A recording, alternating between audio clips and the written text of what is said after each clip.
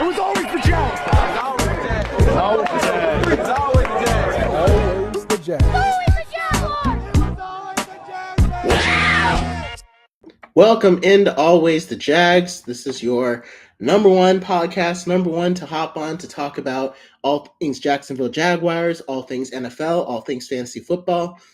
Man, the season is right around the corner. I don't know about you, but I'm hyped. I'm going to start trying to do this show every Thursday at 9 o'clock, at 9 a.m. To help, to kind of get that consistency going. So I know this one's not really done at that time. But next week, before we play the Dolphins, we'll be starting the show at Thursdays every 9 o'clock. Every Thursday at 9 o'clock. Oh my gosh. So today we're going to take a look at just a couple of things before the season starts. I'm going to do an episode on my predictions for the entire NFL schedule. Because there's this really cool schedule predictor online where you can kind of predict every single game in the NFL. And like a lot of people like to do their Jaguars schedule predictions and or their team predictions, and they'll just throw out a number. I like to actually look at each team that each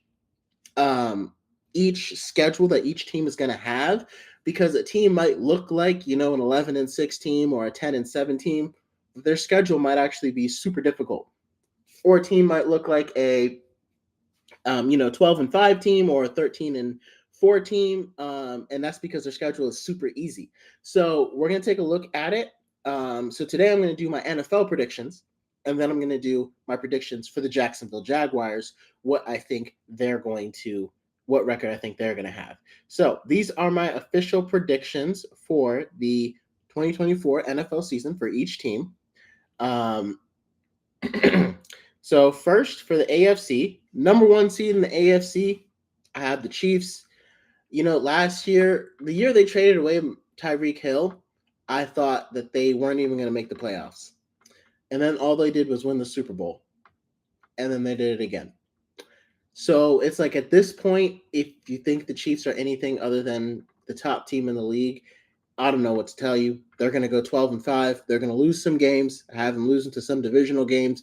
They'll probably lose to the Broncos or the Raiders or the Chargers once or twice.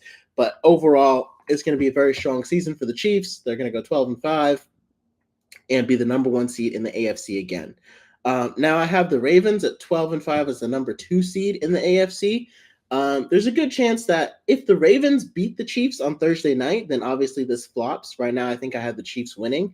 Obviously, this will flop, and the Ravens will be 13-4, and then the Chiefs will be 11-6. Chiefs are still going to win their division, but if the Ravens are able to beat the Chiefs and still end up with the 12-5 record, which is what I have for them, then they'll become the number one seed in the AFC. So right now, I think it's a two-team race between the Chiefs and the Ravens. I think the Bengals are right there too, but just based upon the way the schedule plays out, the Ravens end up having, even at 12-5, because I have the Bengals and the Ravens at 12-5, but the Ravens still come out as a better seed just because of the way their schedule plays out. So it's tight in the AFC North. Number three seed, I have the Dolphins at 12-5. A lot of people think this is too high, that the Dolphins aren't going to do that well. But again, this is one of those teams that has a supremely easy schedule. Let's look at the playoff teams they got to face. Dolphins face the 49ers, the Texans, the Browns, Bills twice, and those are the only playoff teams that they face all year. They face the Patriots twice. They got the Jets twice. They've got the Cardinals. They've got the Titans, the Colts, the Raiders. The Dolphins, they kind of have a cakewalk of a schedule. I think it's one of the easiest schedules in the NFL, just looking at it and based upon where teams have been. So I could easily see the Dolphins going 12-5, and I think they end up winning their division. So next, for the number four seed, that's where I have our Jacksonville Jaguars. So I'll go a little more into depth on my other episode about which games I think the Jaguars are going to win and which ones I think they're going to lose. But for right now, I have the Jaguars going 11-6. That feels about right because there's a couple of really tough games that could really go either way on our schedule. I could also see the Texans going 11-6, and if they do that, we wouldn't win our division, but we would still make it as a wild card because there's a couple of games for the Texans. Their schedule is a lot harder than our schedule is. Like, that's what happens when I think it's one of those things too, people forget. It's like, we did have a first place schedule last year. So the teams that we were going against, the level of competition was heavily raised. That's why you go from worst to first, because when you're a first place team, you play the other first place teams in the division. We went from being the worst team in the division to playing the other best teams in the division, and we still ended up with the same record, 9-8. It just wasn't enough to get into the playoffs this time. So again, the Jaguars season ending the way it did made me so upset I couldn't even finish recording my podcast. This year I didn't really cover free agency or anything like that because I was very upset. I thought we should have made it. But anyway, this year we do. I'm saying we go 11-6. I think we did get better in the offseason, even though some people feel like the Jaguars just kind of swapped out players. I think overall we did get better. So number 5 seed is going to be the Bengals at 12-5. The Bengals could almost easily be 13-4, but I really feel like 12-5 is where they're going to kind of hit because, again, those divisional games, I think there's at least 3 losses for the Bengals in their division because the Steelers, the Browns, and the Ravens play them so tough. And the Browns have repeatedly swept the Bengals, if I'm not mistaken. For some reason, the Browns just know how to beat the Bengals. So we'll see exactly what happens next year, but I have the Bengals at the number 5 seed, 12-5. Number 6 seed, I have the Jets at 11-6. I think with Aaron Rodgers coming, that obviously greatly increases, their chances of winning and the games that they're going to win next year. And remember, they beat the Bills with Josh Allen without Aaron Rodgers last year. So, with him, a capable quarterback, because again, we're not just going from Zach Wilson, who was a bad quarterback and literally would lose you games. We're going up to one of the greatest quarterbacks of all time. So it's not just like if the Jets just had a functional quarterback, they could do middle of the pack. But now they're going to have one of the best ones in the NFL. And again, the only reason why this record isn't harder is because why this record isn't higher is because the Jets also have a very tough schedule. Somehow, the way the cookie crumbled, the Jets got a tough schedule. And I think it's partly from facing the Bills twice and facing the Dolphins twice, it kind of makes a difference. So I have the Jets making the playoffs at the 6th seed. The number 7th seed spot is going to be a hotly contested contest between the Texans and the Bills. I have them both going 10-7. Right now, it's the Texans at that number 7 seed going 10-7 because I believe the Texans are going to beat the Bills in the regular season, which is what puts them above them for that number 7 spot. Now, again, if the Jaguars go 11-6, and if the Texans go 11-6 and win another game, they'll win the division, and then it'll be the Jaguars in that number 7 slot. But either way, I still think that we're going to be able to beat the Browns and the Bills, who are both nipping on our heels. And I think we will still end up with in that case, we would end up with the 7th seed. And if we beat the Jets, we'd end up with the 6th seed. But either way, there's a huge range of consequences here. So my official record prediction for the Texans is 10-7 because, again, they have a crazy hard schedule. They play the Chiefs. We play the Jaguars play the Raiders. The Texans play the Ravens. Jaguars play the Browns. See what I mean? So it's that first schedule difference that can be, we have 2 games that we could win.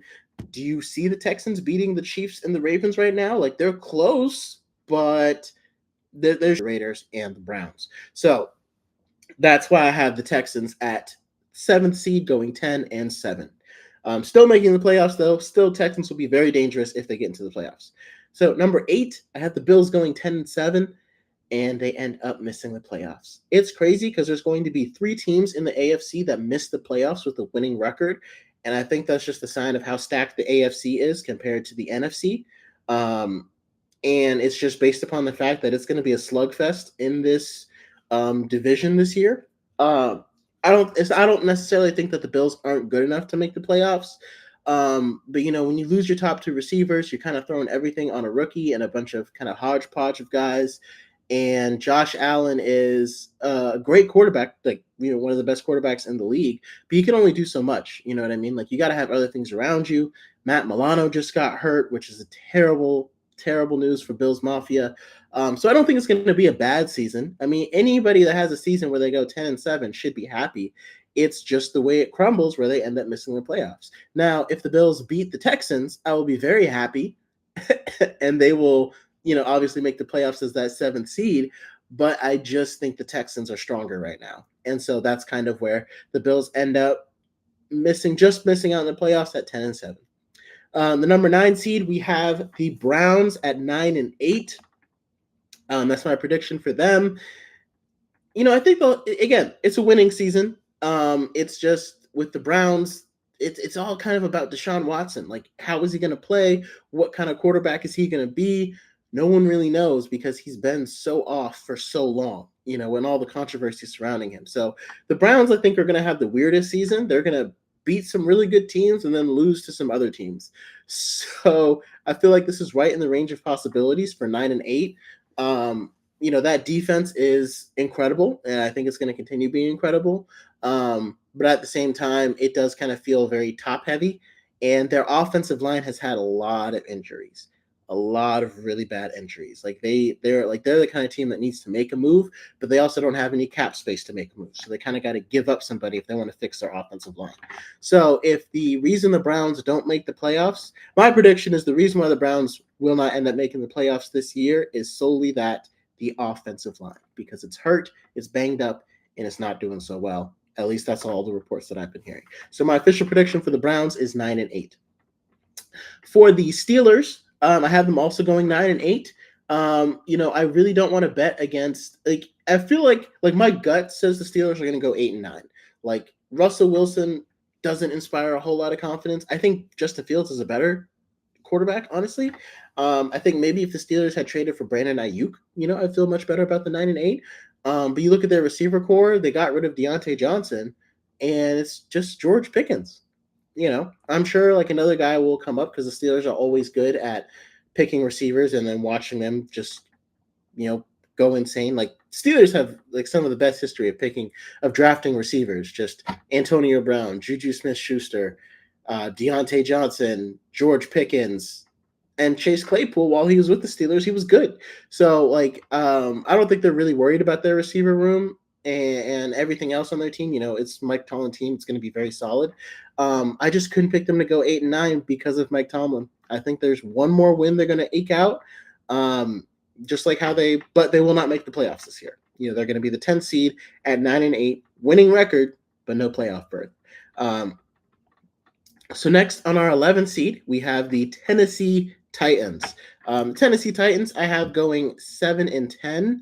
Because it's like on paper, the Tennessee Titans fixed everything that they needed to.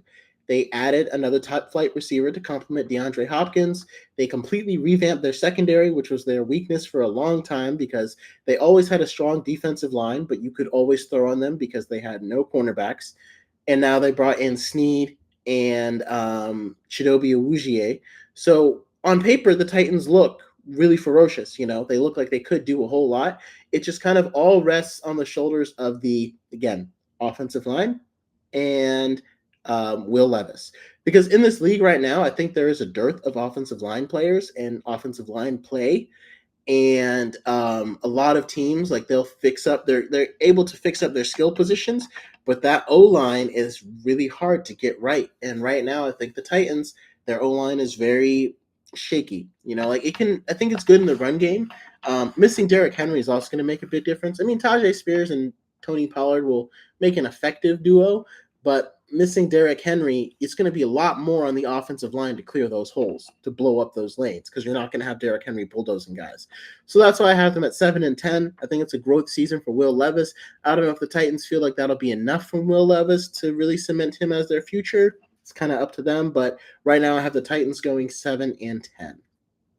Number 12 seed, I have the Colts doing the same thing, going 7-10. Again, in both cases, it's an improvement of last season. So I think both teams are going to get better. But it's just remember, both these teams play the Jaguars and the Texans twice this year. They're both going to play the Bills. They're both going to play the Browns. They've got a pretty hefty schedule to have to get through. So I think that's something that we'll have to remember. And I think the Titans, because the Bengals finish as a 3rd seed, I think either the Titans or the Colts play them. And that's going to be even more difficult because now the Bengals are healthy. So with the Colts, I have them at the number 12 seed at 7-10. I think it's going to be a growth year for Anthony Richardson. Whether the Colts decide to keep growing with him, I think they will, just by virtue of being a first-round pick and seeing improvement. It's kind of the difference because, for Will Levis, he's got to really show a lot in order for the Titans to continue with him because he was only a second-round pick.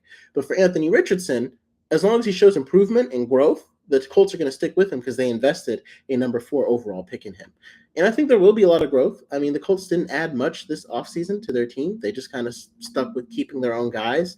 They had a strong draft. So, I mean, if the rookies come on really strong, maybe they'll end up at 8-9 or possibly even 9-8. But I don't see it going much higher than that. I think the Colts will end up at 7-10. Number 13, I have the Chargers going 6-11. I remember when I posted this to my friends, a lot of people were surprised at how I have the Chargers at 6-11, and how low I had the Chargers for most of this year. And I was surprised at how high people have the Chargers, because like I know Jim Harbaugh is a fantastic NFL coach. Don't get me wrong; he's one of the best coaches ever. But he's not going to go out there and catch passes for Justin Herbert. And, I know that it's like it does make a difference when you, a good quarterback will still be able to make plays, but you did just get rid of your top 2 receivers. And you brought in guys like DJ Chark, you drafted a guy, and you've got Quentin Johnson, who appears to have like rubber on his hands or something like that. It's just one of those things. It's like the throwing game isn't going to be that strong, and that feels like Justin Herbert's strong suit. And I know Jim Harbaugh wants to get back to the running game. Honestly, I think 6-11 is an improvement, especially from last season where they did a lot worse than that. And again, they have a tough schedule. I mean, they play the Chiefs twice. They play a lot of other really good teams. And to me, the Chargers are one of the few teams in the offseason, kind of like the Bills, that objectively got worse. They didn't improve. They objectively got worse. People are calling about Joey Bosa and Khalil Mack. Like, the Chargers are not in contending phase. They're kind of in rebuilding phase around their young quarterback and Justin Herbert. So we'll see how this season goes. But right now I have 6-11, and that feels right to me. Next, number 14, we have the Raiders. Have them going 5-12. This is more, again, the Raiders, they have Gardner Minshew and they have Aiden O'Connell. And they've got, top flight receiver in Devontae Adams, and they've got Christian Wilkins, but, the secondary don't really have much going on there. Their offensive line is better than most teams, and they drafted that really good tight end. So I think their offense might be able to put some things on the board, but they both know that Aiden O'Connell and Gardner Minshew aren't their long-term options. So again, this is a rebuilding year for the Raiders. I think the coach that they hired, I can't think of his name, but I think he's going to be a great fit for them, and I hope they keep him. But that's not going to translate to a lot of wins in year 1. So I have them going 5-12. Next, we have the Denver Broncos. I have them at 3-14. I mean, the Denver Broncos just traded away Jerry Jeudy. And while they still have one of the best cornerbacks in the game, you don't win the NFL games on the strength of your cornerback. So Bo Nix has looked really good in the preseason, but the preseason is not the regular season. So we'll see how he looks when the regular season starts. I'm rooting for the kid. Hopefully he'll do well. But again, in a year of a rookie quarterback with, not a lot of quarterback options, I think the Broncos offensive line is stronger, but it's just their skill positions and their, even their positions on defense just aren't as strong. So I have them going 3-14 for the Denver Broncos. Lastly, never thought I would say this, but the 16th seed in the AFC is the New England Patriots. And, it kind of feels good to say this. I feel like most AFC fans, of like people that have teams in the AFC, probably anyone in the NFL will be happy to see the Patriots as like the worst team in the AFC and potentially the league, because they've just dominated for so long. Again, when you look at the Patriots schedule, not only is it a gauntlet to play the Dolphins twice and the Bills twice and the Jets twice, which some of those games I have them taking, but not only is that a gauntlet in and of itself, they just trade away Matthew Judon, who's arguably their best defender, and they've got a rookie quarterback, and he's got some very unproven receivers. So it's going to be a rebuilding year for the Patriots, probably a rebuilding year for Gerard Mayo. So we'll see if they end up, beating this by a little bit. But right now I have them going 3-14, and that's mainly based upon their schedule and also the strength of their team, which just, again, seems like it's going to be a rebuilding kind of situation for them. Moving on to the NFC. So for the NFC, we have at number 1 the San Francisco 49ers. are going to be the number 1 seed in the NFC. Not really much of a surprise there. I have them going 13-4. Again, the 49ers division, it's not that tough. They've got the Seahawks, the Rams, and the Cardinals twice. I should say it's a better division. I could see the Rams snatching one from the 49ers or something like that. But overall, I think the 49ers, they're still, all their guys just got back. Brandon Ayuk just got re-upped. I think Trent Williams is going to end up coming back. They're going to go 13-4, and they're going to be the team to beat in the NFC.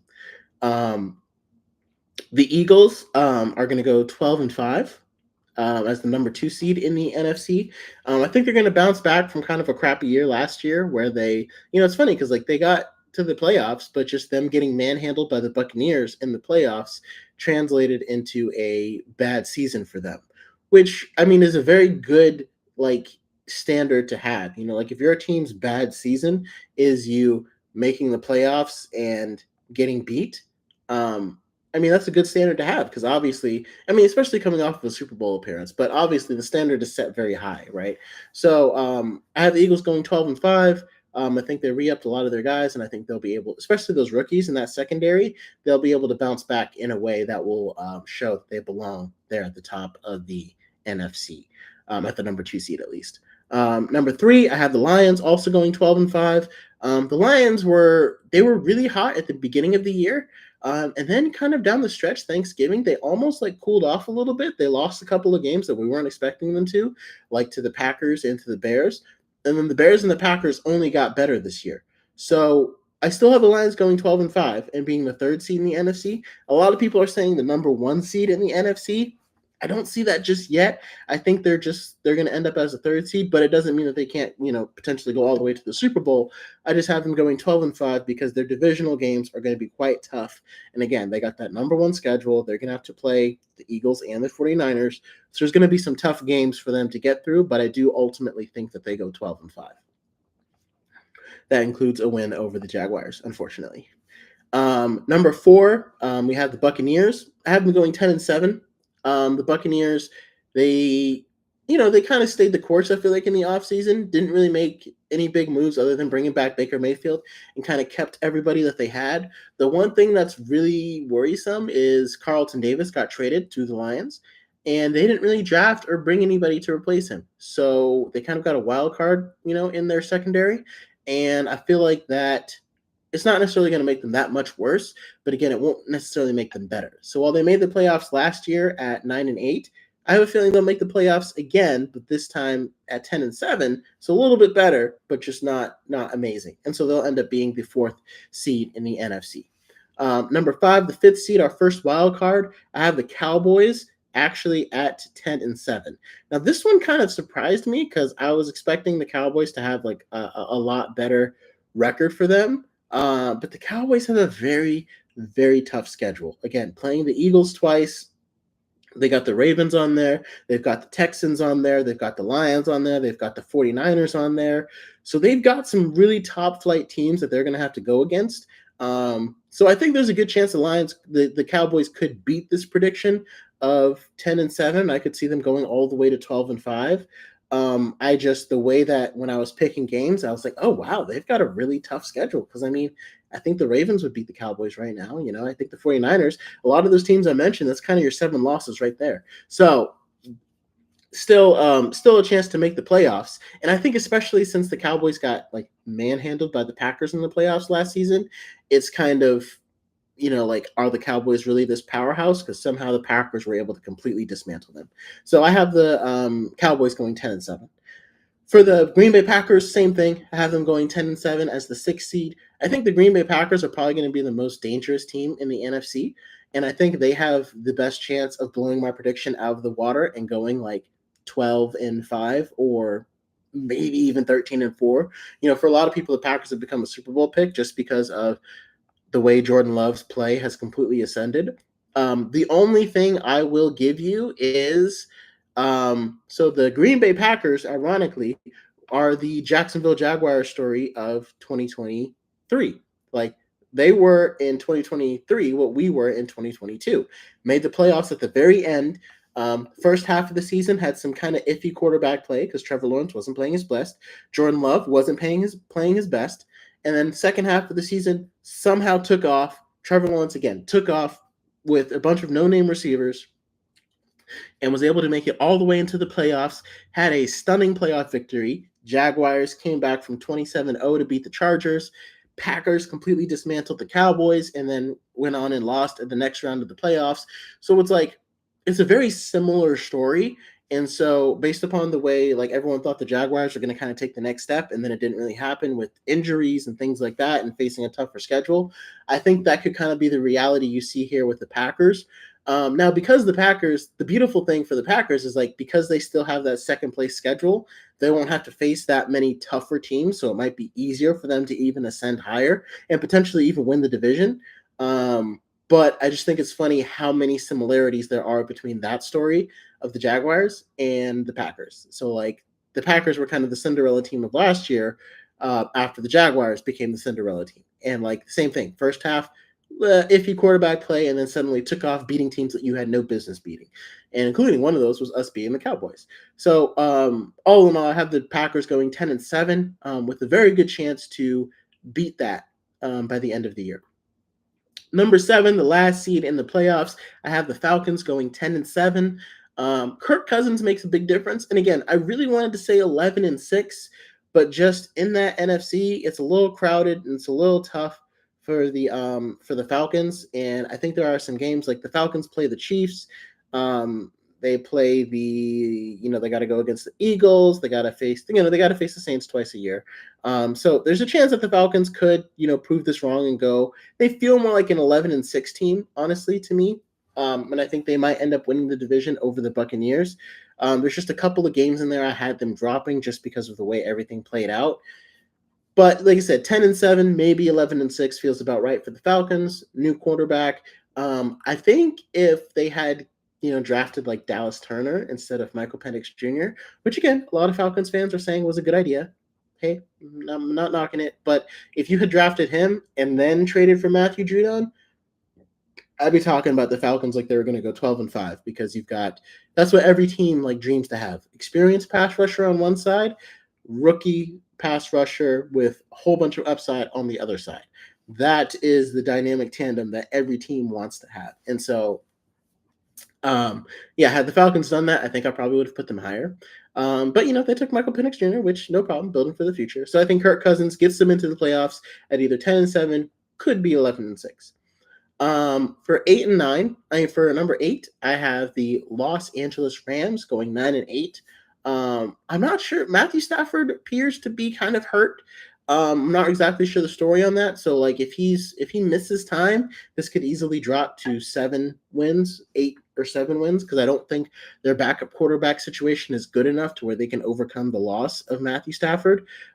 Pretty much, I think any game that they have on their calendar, if Matthew Stafford's not playing, could be a loss. Where will be a loss, basically. So his health will definitely be something to monitor. Right now, I have them going 9-8, again, based upon their division and the strength of schedule and who they're going against. Still a winning record, but you just slightly miss out on the playoffs. I think next year they have a much better chance of getting into the playoffs because a lot of those young players that started to come on last year for the Rams are going to be veterans. A lot of their draft picks this year, we're going to start going into that veteran atmosphere and having that experience, which will help make their team a lot better. So like the Rams are one of those teams where in this upcoming offseason, they really don't have to do much other than watch their own guys get better, and that will make them better, which I think is a great position for any team to be in. With the Seahawks, I have them at 9-8. And it's weird to feel because like the Seahawks have consistently made so many moves to get better every single year, but it feels like they just reach kind of like a dome of 9-8 and they just can't really get past it. And I don't know if that's because Geno Smith isn't the guy to get them past that 9-8 record, that like winning record, but not really in the playoffs, or if the rest of the team, because they signed him to like a very, very team friendly deal. $25 million for a starting quarterback is insane. But, I guess we'll see. Like they have a chance to beat this, but they also have a chance to be lower than this. So I have them at 9-8. It's still a winning record. We'll see how far, everything that they did in the offseason really takes them. Because and a lot of their draft picks from a couple of years ago haven't really taken the next step. Like Tariq Woolen played really well 2 years ago, and then last year he was just kind of so-so. So we'll see. Of course, they're going to strive to get better and everything, but right now I have the Seahawks going 9-8, and like I said, I could see that being a little higher or a little lower. Right now I have the Bears, the number 10 seed, going 8-9. Caleb Williams is walking into a fantastic situation. Only problem is his offensive line, but he's got guys to throw to for days. I think after this year, the Bears are probably either going to move on from DJ Moore or Keenan Allen. Just kind of give Rome Doomsday a year to like acclimate into the offense, but he is definitely going to be their number one receiver by probably next year. And I think, yeah, Caleb Williams is walking into a fantastic situation. I think the only knock on the Bears right now is just their offensive line. And I think if I was the Bears, I probably would have looked into drafting a young pass rusher rather than Roman Doomsday, just because I have DJ Moore and Keenan Allen. But again, the Bears really want to make sure that Caleb Williams is set up for success, and I can't blame them for that. And he is, because the Bears, again, they've got good players at every position. The only question for the Bears is the offensive line. So, if you get pressure on them, you'll probably end up winning. And so that's the thing that the offensive coordinator really has to figure out. But I still have it as a great year. They're going to be sniffing the playoffs the whole season, but ultimately end up 8-9. New Orleans Saints, kind of the same thing, 8-9. I think this might end up being Derek Carr's last year with the Saints. I think he's led them as far as he can take them. And, every year he's not getting better. It's one of those things where like he's kind of reached his peak. And unless they can put better weapons around them, I mean, like I said, Michael Thomas fell off so hard. Now their top receiver is Chris Olave and then Raheed Shaheed. And then there's just some other guys in there. And their offensive line constantly has problems. They still get a strong defense. I'm hoping that, the Jaguars trade for Marshawn Lattimore. We'll give you Cam Robinson for Marshawn Lattimore. Fix your offensive line issues. Really shore up our secondary, because you guys got a great secondary. So, just throwing that out there. But overall, I think the Saints end up 8-9, which is good for third in their division, but not enough to get into the playoffs. Number 12, we have the Cardinals at 6-11. I think Marvin Harrison Jr. is going to be better and be better for Kyler Murray. I don't know what the Cardinals' record was last year. Again, they didn't really make any moves this offseason to like really improve or do a whole lot of things other than draft. And so I think that's kind of where they're at right now. They got an extra first round pick from the Texans, which was a good move by them. Or no, was that last year? I can't even remember now. But anyway, I think Marvin Harrison, is going to have a great season. I think Kyler Murray is going to, have a average season, average season for him, I guess. And that leaves me with the Cardinals going 6-11. At number 13 seed, I have the Panthers going 6-11, and I feel much more confident about this after watching Bryce Young play a little bit in the preseason. I think he looks a lot more comfortable than we were expecting. His connection with Deontay Johnson is looking good. And again, the Panthers did the right thing by investing in the offensive line. It's still not perfect. He still is getting hit and pressured too much, but it's better than it was last year. And even if he has another extra second to throw to guys who can actually get open, he might make some noise. The only problem is that in order to get their offense to that level, the Panthers had to completely gut their defense, where it's just a shade of its former self. They were the number 3 defense last year, which is something a lot of people forget. And I'm here in Charlotte recording this, hoping to get some exciting Panthers games, because I live about like 10 minutes of walking from the stadium. But, we might have to wait a couple of years for that. If the Panthers go 6-11, and again, I don't think the record will determine as much whether they end up sticking with Bryce Young. I think it's just going to depend on him, his performance, and do they see improvement. If they see it, they'll move on. If they have another season that was just as bad as last year, if they see improvement, they'll stick with him. If they don't see it, if it was just as bad as it was last year, they'll probably end up moving on even after just 2 years. So my official prediction for them is 6-11. And if they go 6-11, that should see as a big win and a big improvement for Panthers fans here in Charlotte.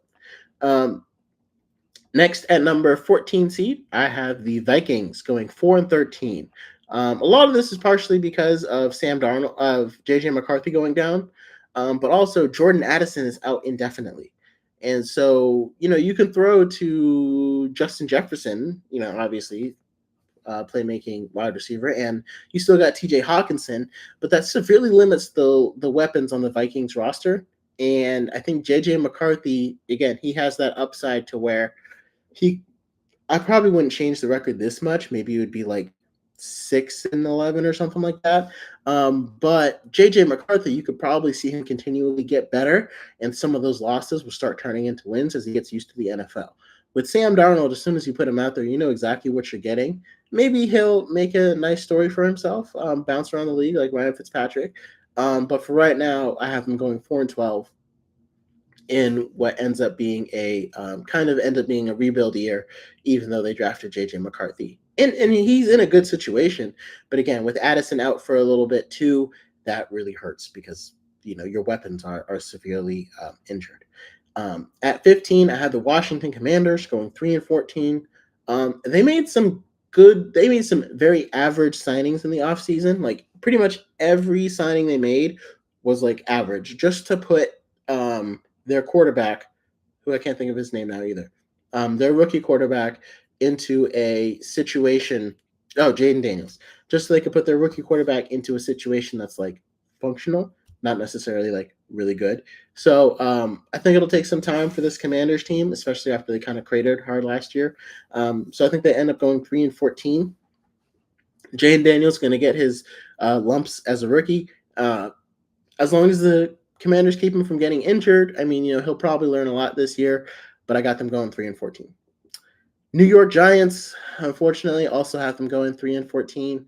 Malik Neighbors is nice, really moves the needle, but it's a shame because as soon as the Giants got Darren Waller, he immediately tapered off and is now retired. So it's like that trade was basically for nothing. And it's kind of like the Raiders kind of knew that he had reached his end. So when a rookie wide receiver is literally your only weapon, that is not a great sign for how well a team is going to do in the regular season. And when your quarterback is Daniel Jones, again, that's especially with how he looked in the preseason, it's hard. Now, their defense might be pretty good with Brian Burns and everything, but your defense can be amazing, and it doesn't matter if you can't score points, as the Panthers proved last year when they were the number 3 defense in the NFL. So the Giants also lost some big players in their secondary too, so overall, this is probably going to be a rebuild year. I don't know if it'll end up being Brian DeBoles last year, because I feel like it just kind of depends if the management will blame him or blame Daniel Jones or blame both.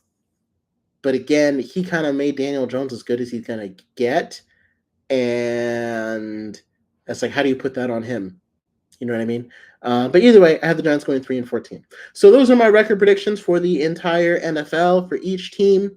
And again, this is based upon using a predictor, looking at their schedules, and actually picking each game rather than just assigning them a record based upon what you see.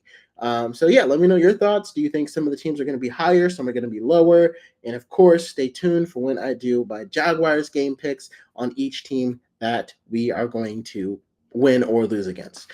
So thank you guys so much for joining, and always remember, it was always the Jags.